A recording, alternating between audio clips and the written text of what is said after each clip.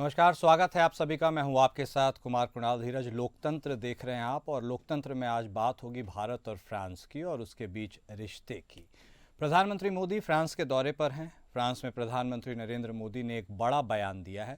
उन्होंने कहा कि भारत बहुत जल्द दुनिया की तीसरी सबसे बड़ी अर्थव्यवस्था बन जाएगा।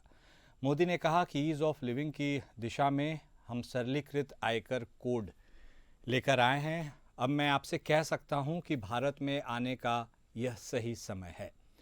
रक्षा क्षेत्र में घनिष्ठ साझेदारी बनाने के बाद भारत और फ्रांस अब व्यापार और निवेश संबंधों को और गहरा करने पर विचार कर रहे हैं, खासकर स्वच्छ ऊर्जा, नई तकनीक और विमानन जैसे क्षेत्रों में, जिसके लिए प्रधानमंत्री नरेंद्र मोदी पेरिस पहुंचे हैं। फ्रांस भारत के लिए एफडीआई का एक प्रमुख स्रोत बनकर उभरा है, जहां पहले से ही भारत में 1000 से अधिक फ्रांसीसी प्रतिष्ठान मौजूद हैं। अप्रैल 2020 से अब दिसंबर 2023 तक 10,84,000 बिलियन डॉलर के निवेश के साथ फ्रांस भारत में 11वां सबसे बड़ा विदेशी निवेशक है। दोनों पक्षों ने पहले ही रणनीतिक क्षेत्र में एक मजबूत साझेदारी बनाई है। दोनों देशों द्वारा 2026 को भारत फ्रांस के बीच व्यापार करीब 20 बिलियन डॉलर रहा, जिसमें अधिकांश लेन देन रक्षा और एरोस्पेस उद्योगों पर केंद्रित थे। फ्रांस एक आत्मनिर्भर रक्षा औद्योगिकी और तकनीक आधार के विकास में भारत के प्रमुख भागीदारों में से एक है। भारत और फ्रांस तीसरे देशों के लाभ के लिए उन्नत रक्षा प्रौद्योगिकियों के सह विकास और सह उत्पादन में सहयोग करने के लिए प्रतिबद्ध है। भारत और फ्रांस कम कार्बन अर्थव्यवस्था की ओर संक्रमण पर भी निकटता से सहयोग कर रहे हैं, जिसका उद्देश्य भारत के शहरीकरण और औद्योगिकीकरण द्वारा संचालित ऊर्जा की बढ़ती मांग को पूरा करना, ऊर्जा सुरक्षा बढ़ाना और एसडीजी 7 और पेरिस जलवायु समझौते के उद्देश्यों को प्राप्त करना है। भारत और फ्रांस की रणनीतिक साझेदारी 1998 में शुरू हुई थी। तब से यह लगातार मजबूत हो रही है। तो भारत और फ्रांस के सामरिक रिश्ते की हम बात कर रहे हैं, और यह इसलिए भी खासकर ज़रूरी हो जाता है क्योंकि भारत और फ्रांस लगातार एक बेहतरीन साझेदार के तौर पर काम करते रहते हैं।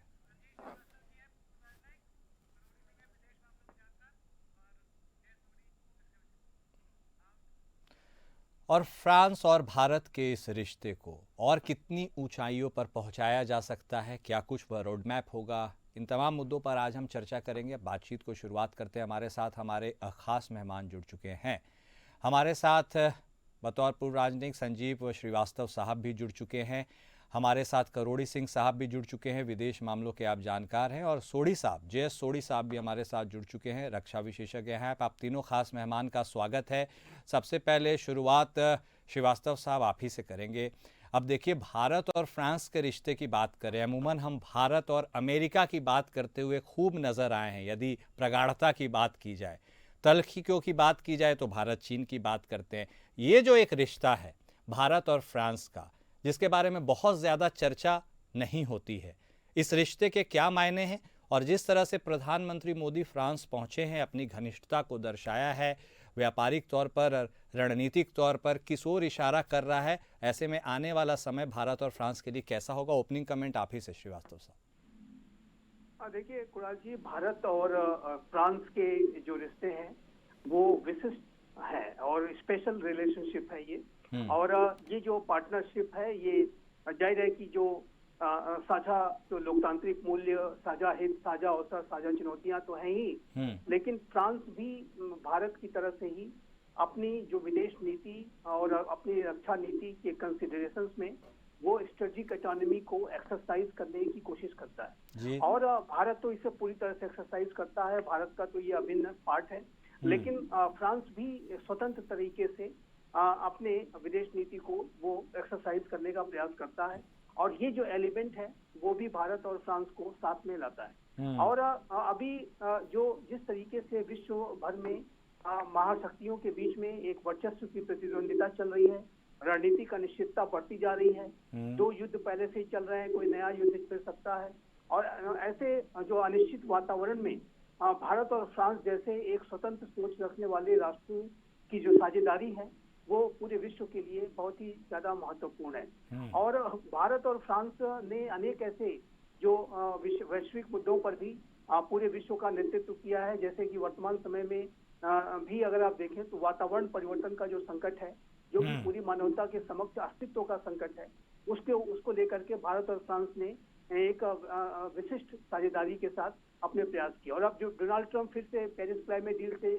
बाहर आ रहे हैं, तो ऐसे में भारत और फ्रांस एक बार फिर से उसी तरीके की लीडरशिप प्रोवाइड कराएंगे क्लाइमेट चेंज के संदर्भ में भी, जैसा कि पिछले ट्रंप के कार्यकाल के दौरान किया गया था जब अमेरिका पेरिस क्लाइमेट डील से बाहर आ गया था।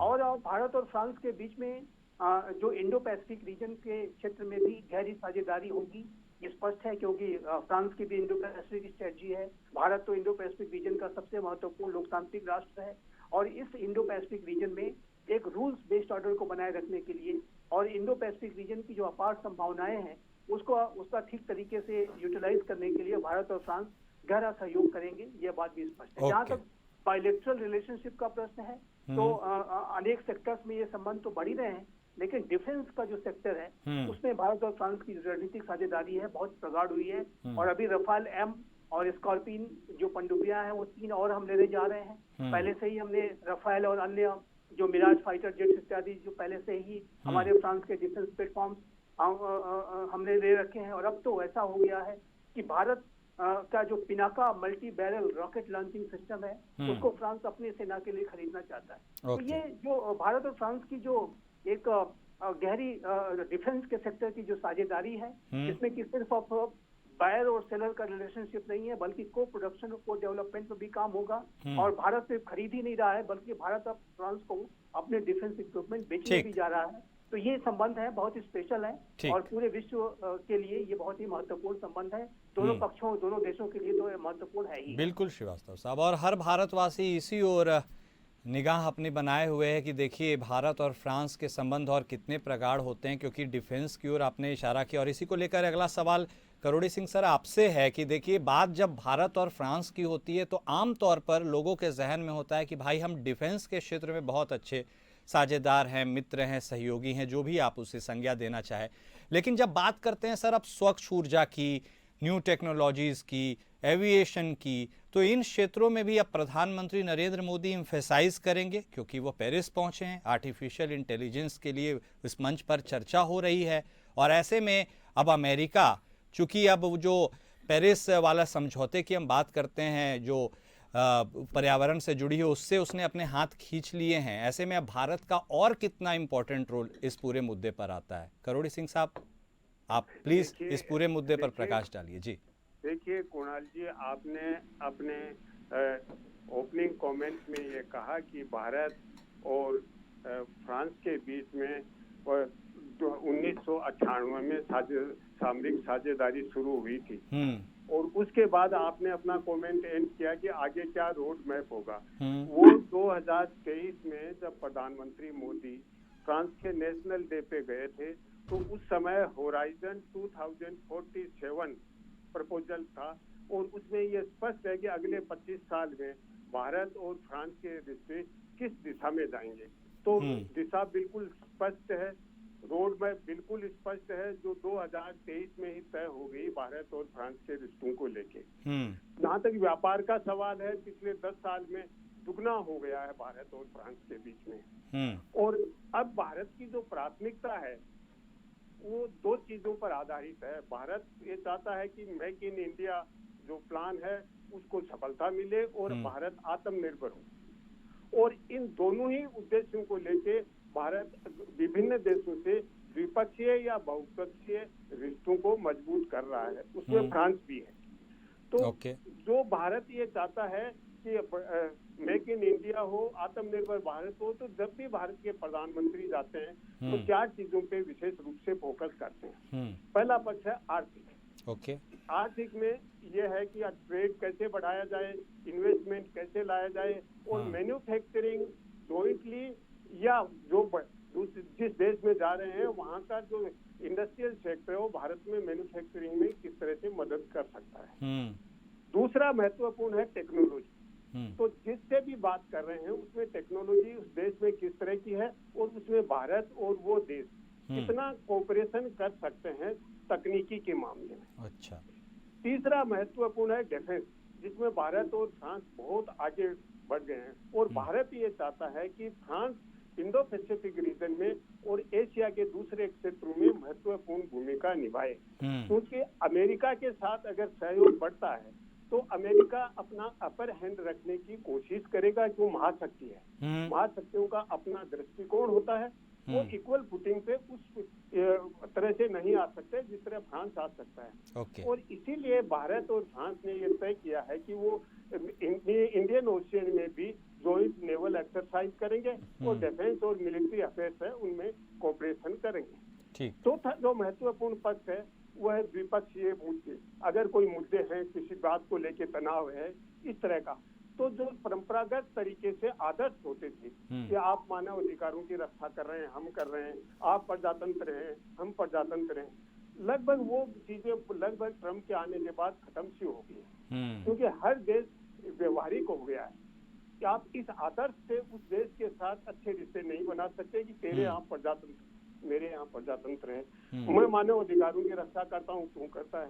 तो एक्सट्रीमली प्रैक्टिकल हो गए। और इस प्रैक्टिकल रिश्तों में फ्रांस और भारत के रिश्ते हैं वो बहुत ज्यादा अच्छे हो रहे हैं। अच्छे इस सेंस में हो रहे हैं, दोनों का हितों का सामंजस्य हो रहा है। ऐसा नहीं है कि भारत फ्रांस पे कोई मेहरबानी कर रहा है या फ्रांस भारत पे कर रहा है, दोनों राष्ट्रों का हित है, उसका सामंजस्य हो रहा है। ठीक है, मतलब और ये जो एआई की बात आई, देखिए एआई के टेक्निकल और इंजीनियरिंग वाले एस्पेक्ट पे बात नहीं हुई है। वहाँ जो बात हुई एआई एक्शन समिट थी, तो एआई का जो अप्लीकेबल एस्पेक्ट है, व्यवहारिक पक्ष क्या हो सकता है, उसमें भारत के प्रधानमंत्री ने स्पष्ट रूप से कहा है कि ये इंक्लूसिव होनी चाहिए।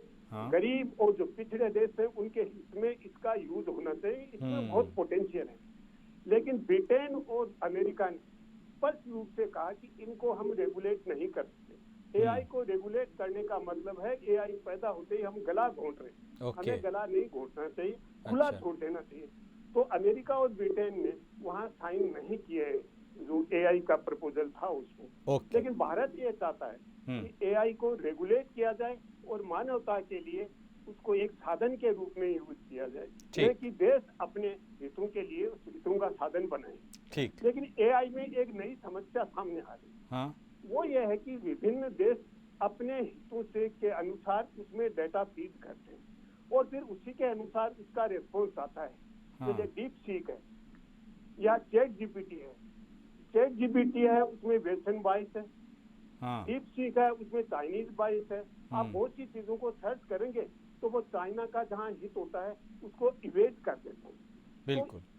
तो इसको किस तरह से यूनिवर्सलिस्टिक सार्वभौमिक बनाया जाए जिसमें बायस न हो, और इसके लिए भारत और फ्रांस दोनों मिलकर सहयोग करेंगे। और नेक्स्ट जो एआई समिट होगा वो भारत में होने का प्रस्ताव ऑलरेडी है। तो इस रूप में भारत और फ्रांस हैं जो स्वयं के लिए भी और दूसरों के लिए भी एक मॉडल बन सकते हैं। और इसके अतिरिक्त एक छोटी बात कहना चाहूँगा, तो फ्रांस और भारत दोनों ही नहीं, ट्राइलेटरल रिलेशन की बात भी भारत कर रहा है। Bharat, France, UAE, UAE France का भी अच्छा पार्टनर है, भारत का भी अच्छा पार्टनर है, और यूएई के पास सरप्लस है इन्वेस्टमेंट के लिए। तो एक ट्राइलेटरल मैकेनिज्म ऑलरेडी तैयार है। दूसरा है ऑस्ट्रेलिया, फ्रांस, भारत। ऑस्ट्रेलिया भी इंडो पैसिफिक रीजन में बड़ा इंपॉर्टेंट कंट्री है, तो फ्रांस, भारत, ऑस्ट्रेलिया मिलके इंडो पैसिफिक में सकारात्मक रोल निभाए। बिल्कुल। तो जो सुपर पावर है उनका दबाव इन पे नहीं रहेगा। नहीं, ठीक है, बिल्कुल, हाँ सही कह रहे हैं सिंह साहब, आप जिस ओर इशारा कर रहे हैं और उस इशारे को ही मैं आगे बढ़ाता हूँ, फॉरवर्ड करता हूँ। देखिए सोढ़ी साहब भी हमारे साथ जुड़े हुए हैं, रक्षा विशेषज्ञ डिफेंस। सोढ़ी साहब आप ही के लिए छोड़ रखा था कि आप उस पर बेहतर और प्रकाश डालेंगे, लोगों को बताएंगे। लेकिन जिस ओर सिंह साहब इशारा कर रहे हैं कि ये जो बात हो रही है भारत और फ्रांस की, विन विन सिचुएशन है दोनों की। लेकिन जब भी हम फ्रांस के बारे में बात करते हैं तो एक कॉमन मैन के जहन में सबसे पहला जो इंप्रेशन आता है वो डिफेंस को लेके आता है। उसमें भी अगर हालिया दिनों की बात करेंगे तो राफेल, जिस ओर श्रीवास्तव साहब जिसका जिक्र कर रहे थे, उस पर जाता है। ऐसे में डिफेंस को और ज़्यादा कॉन्क्रीट करने के लिए, क्योंकि भारत कुछ ऐसे पड़ोसियों से घिरा हुआ है जहां डिफेंस सबसे चुनौतीपूर्ण और सबसे ज़्यादा बात की जाने वाली सब्जेक्ट है, ऐसे में भारत और फ्रांस के डिफेंस के उस एंगल को आप कैसे टटोलते हैं? क्या इतना पर्याप्त है या आगे अभी और भी बेहतरीन कुछ समझौते होने बाकी हैं? जय हिंद कुणाल जी। जय ये हिंद मेरा सौभाग्य कि मैं आपकी न्यूज चैनल और विख्यात को पैनलिस्ट के साथ हूँ। भारत और फ्रांस की दोस्ती कई दशकों से अच्छी रही है और भारत और फ्रांस के जो रक्षा की दोस्ती है वो 1950 से शुरू हुई और तब से लेके हमने लगातार छोटे बड़े हमने रक्षा के सौदे किए फ्रांस के साथ। लेकिन 1980 में हमने सबसे पहले सबसे बड़ा रक्षा सौदा किया फ्रांस के साथ, जब हमने मिराज 2000 लड़ाकू विमान खरीदे और उसके बाद हमने कई बड़े रक्षा के डील किए फ्रांस के साथ। 1998 में भारत और फ्रांस ने अपनी दोस्ती को बढ़ा के उसे सामरिक दोस्ती की और उसके कुछ साल बाद अगस्त 2019 में हटसन इंस्टीट्यूट, जो कि अमेरिका का विख्यात थिंक टैंक है, उसने अपनी रिपोर्ट में कहा कि फ्रांस भारत का नया सबसे अच्छा दोस्त है। और जिस तरह से हम पिछले कुछ सालों में भारत और फ्रांस की दोस्ती देख रहे हैं, फ्रांस का एक कंटिजेंट ने हमारे कुछ साल पहले के रिपब्लिक डे परेड में हिस्सा लिया। हमारे भारत सेना के कंटिजेंट ने फ्रांस के वर्सेस विक्ट्री परेड में हिस्सा लिया। तो दोनों देशों के बीच में जो डिफेंस की दोस्ती है वो तो बहुत गहरी है। और जिस तरह से अभी कुछ सौदे भी होने वाले हैं, चाहे राफेल नेवी के लिए या 3 स्कॉर्पियन सबमरीन दिए, एक बार फिर भारत और फ्रांस की रक्षा की दोस्ती को महत्वपूर्ण करता है। लेकिन आपके सवाल पे स्पेसिफिक आते हुए कुणाल जी, ये भारत और फ्रांस के रक्षा के सौदे अच्छे हैं। फ्रांस को भारत जैसा एक विशाल मार्केट मिल रहा है, वो तो पैसा कमा रहा है। लेकिन बहुत जरूरी इस वक्त है कि भारत को अपनी टेक्नोलॉजी बनानी चाहिए। ये बड़ी दुख की बात है कि आज हमारे भारत में बहुत कम डॉक्टरेट हैं, पीएचडी हैं स्टेम में, यानी साइंस, टेक्नोलॉजी, इंजीनियरिंग, मैथमेटिक्स। 2019 के आंकड़े देखें तो भारत में कुल 700 डॉक्टरेट थे स्टेम के, उसमें से 70% भारत की नागरिकता छोड़ के विदेश में जाके बस गए। यानी भारत के पास अपनी टेक्नोलॉजी बहुत कम है। और जिस देश के पास अपनी टेक्नोलॉजी कम होगी वो हमेशा दूसरे देशों पे निर्भर रहेगा। हाँ, हम चीजें बना रहे हैं, एक बहुत बड़े पैमाने पे बना रहे हैं, लेकिन टेक्नोलॉजी हमारी नहीं है। तो इस वक्त बहुत जरूरी हो जाता है, चाहे हम फ्रांस के साथ सौदे करें रक्षा के, चाहे अमेरिका के साथ करें। लेकिन आपके प्रश्न पे आते हुए, भारत किसी भी देश के ऊपर कोई भी रक्षा के मामले में भरोसा नहीं करना चाहिए। हमें अपनी टेक्नोलॉजी बनानी चाहिए।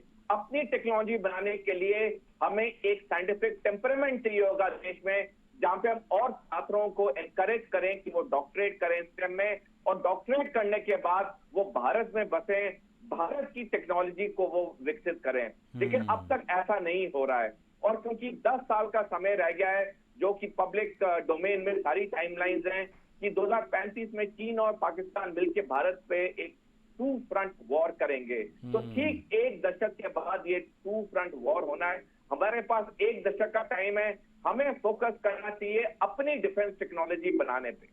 ये बहुत बड़ी बात की आपने सोढ़ी साहब, और ये जो है ना बात सतह के ऊपर नहीं आ पाती, समझ में लोगों को नहीं आती है, लेकिन आपने इम्पोर्टेंट बात की है। खासकर पाकिस्तान और चीन की समस्या से तो लगातार भारत जूझ रहा है। श्रीवास्तव साहब, अब देखिए जिस ओर सोढ़ी साहब इशारा कर रहे हैं हमको अपनी टेक्नोलॉजी विकसित करने की, उसकी कितनी महत्ता है, और जिस ओर वह भी इशारा कर रहे हैं कि 70% लोग यदि जो डॉक्टरेट्स हैं ब्रेन ड्रेन हो जा रहा है, तो इसको भी कर्टेल करना है। लेकिन उसके साथ एक अहम सवाल यह भी कि जो फ्रांस है वो भारत में 11वां सबसे बड़ा विदेशी निवेशक है। पहले ही रणनीतिक क्षेत्र में एक मजबूत साझेदारी भी है। लेकिन अब दोनों देशों के बीच और क्या कुछ किया जा सकता है, अपनी टेक्नोलॉजी को भी बिना कॉम्प्रोमाइज किए, इसके लिए भी क्या सोचकर विचारने की जरूरत है। हम आखिर कब तक बाहर दूसरे देशों पर रिलाय करते रहेंगे? नहीं, देखिए अब इसमें बहुत बदलाव आ रहा है और अब पहले जैसी स्थिति नहीं रही। और अब कभी पहले हम सिर्फ एक जो महाशक्तियों के साथ एक बायर और सेलर का रिलेशनशिप रखने का हमारा रहता था कि अधिक से अधिक हम उनसे आर्म्स और डिफेंस प्लेटफॉर्म को एक्वायर कर लें। और भारत आज भी दुनिया का देखा जाए तो सबसे बड़ा जो आयातक राष्ट्र है हथियारों का। लेकिन हाल के वर्षों में इसमें इस सोच में बदलाव आया है और आज भारत रक्षा के क्षेत्र में आत्मनिर्भरता को हासिल करने के लिए कदम बढ़ा रहा है। Self reliance in defence production, ये भारत का विजन है। और दूसरा एक विजन ये भी है कि make in India and make for the world, इसके विजन के साथ भी आज का नया भारत कार्य कर रहा है। और प्राइम मिनिस्टर मोदी के की सरकार जब 2014 में आई, तब से ये परिवर्तन आने शुरू हुए हैं और उसका परिणाम ये हुआ है कि पिछले 10 वर्षों में भारत का जो डिफेंस एक्सपोर्ट है वो 2000 करोड़ से बढ़ करके अब 21,000 करोड़ का भी जो आंकड़ा है वो पार कर गया है। और अभी तो जैसे कि मैंने जिक्र किया कि Pinaka multi barrel rocket launching system जो कि भारत का जो स्वदेशी निर्मित इंडिजिनाइज तरीके का विकसित किया हुआ ये रॉकेट लॉन्चिंग सिस्टम है, इसको अब फ्रांस भी खरीदने जा रहा है क्योंकि इस सिस्टम की जो महारत है वो भारत की सेनाओं ने कारगिल के युद्ध में देखा था कि किस तरीके से ये पिनाका ने अपना कार्य किया था। और अब तो इसकी जो क्षमता है उसको बढ़ा करके 4.7 मैक की इसकी जो स्पीड भी हो चुकी है और एक बड़ी लंबी रेंज की ये जो है ऑपरेशन रेंज भी अब रखता है। तो मेरा मानना है कि जो अब भारत जो है बायर और सेलर के रिलेशनशिप के साथ साथ को प्रोडक्शन और को डेवलपमेंट पे काम कर रहा है और महाशक्तियों के साथ R&D के क्षेत्र में एक समान सहयोग स्थापित करने की कोशिश की जा रही है, चाहे वो अमेरिका हो चाहे वो रशिया हो।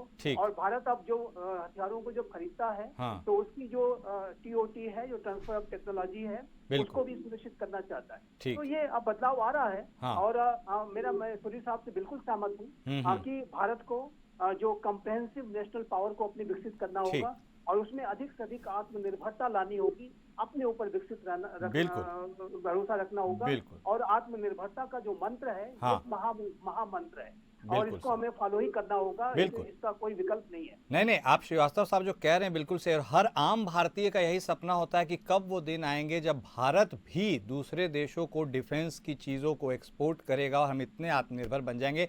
करोड़े सिंह सर, अब क्विक क्लोजिंग कमेंट आपसे भी लेंगे और सोढ़ी साहब से भी लेंगे। देखिए, अधिकांश लेन देन जो हम करते हैं फ्रांस के साथ वो रक्षा, एरोस्पेस उद्योग, इन सब पे ही सेंट्रलाइज्ड फोकस रहता था, लेकिन अब क्या कुछ नए क्षेत्र हैं जिनमें इन दोनों देश अवसर तलाश सकते हैं? और जिस ओर आप बोल रहे थे कि अगर दोनों के लिए विन विन सिचुएशन है तो फ्रांस तो हमसे बहुत आगे है, हमको तो और तेज गति से इस विन विन सिचुएशन को कैपिटलाइज करने की जरूरत है। सिंह साहब। देखिए कुणाल, निश्चित रूप से भारत को जो दुनिया में टेक्नोलॉजी में प्रोग्रेस हो रही है उसको कैचअप करना है। मैं सोढ़ी साहब के पूरे कमेंट से सहमत हूँ। उनकी भविष्यवाणी के अलावा इस आने वाले 10 साल में 2 फ्रंट वार होगा, मुझे वार की संभावना नहीं लगती। भारत जहाँ तक डिफेंस का सवाल है ऑलरेडी को प्रोडक्शन कर रहा है। रशिया के साथ बर्मोस सुपरसोनिक मिसाइल है, वो फिलीपींस को एक्सपोर्ट कर रहा है, वो इंडोनेशिया को एक्सपोर्ट कर रहा है। तो भारत ने वो प्रक्रिया तो ऑलरेडी शुरू कर दी है क्योंकि भारत की जिस तरह की नीति है एक निरंतरता में परिवर्तन की नीति है। ऐसा नहीं है कि आज तक तो ये नीति थी और नेक्स्ट डे दूसरी हो गई, इस तरह का नहीं है। तो भारत की नीति निरंतर रूप से आगे बढ़ना और को प्रोडक्शन के साथ साथ भारत में ही प्रोडक्शन करके मैक्सिमम इंडियन कंपोनेंट हो। देखिए, भारत ऑलरेडी कुछ चीजें सफर कर चुका है। ड्रोन का केस आपको मालूम होगा कि जो अगस्त में अपना ड्रोन कहीं गिर गया था और उसका इन्वेस्टिगेशन किया तो उसमें चाइनीज कंपोनेंट मिले। तो जो सुरक्षा के मामले में इस तरह के लूप होल्स हैं उनमें भारत को बहुत ही सतर्क रह के चलना पड़ेगा। तो भारत प्रगति कर रहा है, एक्सपोर्ट भी करेगा, लेकिन दूसरों के सहारे उसमें फ्रांस एक बहुत बड़ा सहारा हो सकता है क्योंकि सुपर पावर है, उनका अपना इंटरेस्ट है। इसलिए भारत का फोकस है वो जर्मनी, फ्रांस, स्पेन, इन देशों में है जो टेक्नोलॉजिकली काफी एडवांस है और उसमें भारत के साथ वो अच्छे और विश्वसनीय सहयोगी हो सकते हैं। जी कुणाल। ठीक है सिंह साहब ने बिल्कुल सही फरमाया आपने। और देखिए सोढ़ी साहब, एक क्विक क्लोजिंग कमेंट आपसे भी। अब भारत बहुत जल्द दुनिया की तीसरी सबसे बड़ी अर्थव्यवस्था बनने की ओर अग्रसर है। अब ईज ऑफ लिविंग की दिशा में भी हम चीज़ों को सिंप्लीफाई करने की कोशिश कर रहे हैं। ऐसे में आपको क्या लगता है कितना चुनौतीपूर्ण होगा ये हमारे लिए और फ्रांस के कंपैरिजन में यदि हम उस तेजी के साथ आगे बढ़े जिससे हम 2047 तक विकसित होने का अपना संकल्प पूरा कर सके? कुणाल जी, पिछले साल 5 फरवरी 2024 को अमेरिका की डायरेक्टर ऑफ नेशनल इंटेलिजेंस ने अपनी रिपोर्ट सार्वजनिक की जिसमें साफ शब्दों में लिखा है कि जिस तरह भारत, पाकिस्तान और चीन के बीच में तनाव बढ़ रहा है, ये तीनों देश एक दूसरे के तरफ युद्ध की ओर अग्रसर हैं। कल ही हमारे वायुसेना अध्यक्ष air chief marshal AP Singh ने हिंदुस्तान एरोनॉटिक्स लिमिटेड के अध्यक्ष को कहा कि मैं आपसे बहुत नाखुश हूं क्योंकि आपकी जो स्पीड ऑफ डिलीवरी है मेरे लड़ाकू विमान की वो बहुत कम है। कुणाल जी, आज की तारीख में भारत को 42 स्क्वाड्रन ऑथराइज है लड़ाकू विमान के, हमारे पास सिर्फ 29.5 स्क्वाड्रन हैं। यानी आज हमारी जो वायु सैनिक शक्ति है वो आजादी के बाद सबसे कम है, जो कि ये कई बारी ये इसके बारे में आंकलन हो चुका है। तो बहुत जरूरी है, क्योंकि ये जो युद्ध 10 साल के बाद है, हमें तीव्रता लानी होगी, हमें टाइमलाइंस मीट करने होंगे, हमें अकाउंटेबिलिटी चाहिए, हमें रिस्पॉन्सिबिलिटी चाहिए। हम कोई भी चीज को ओपन एंडेड नहीं रह सकते हैं। बिल्कुल कि ये चीज 20 साल बाद होगी, 30 साल बाद होगी, हमें सबको 10 साल के अंदर करना होगा। बिल्कुल सर, और आप जिस ओर इशारा कर रहे हैं, क्योंकि वक्त अब कम है और जिस हिसाब से आप उस फ्रंट की बात कर रहे हैं जिससे हमें सतर्क रहने की जरूरत है, तो हमें बहुत तेजी से आगे बढ़ने की जरूरत है। बहुत शुक्रिया आप तीनों खास मेहमान का हमारे साथ जुड़ने के लिए, बातचीत करने के लिए। तो देखिए, भारत और फ्रांस आगे तो बढ़ रहे हैं, लेकिन एक चीज़ गौर करने वाली ये भी है कि फ्रांस बहुत आगे बढ़ चुका है, पहले से डेवलप्ड नेशन है, और हम चूंकि स्टिल एक डेवलपिंग स्टेट में हैं, तो हमें अपने एक्सेलरेटर पर और ज़्यादा जोर देना होगा ताकि हम बहुत जल्दी आगे ग्रो कर सके। लोकतंत्र में आज बस इतना ही। नमस्कार।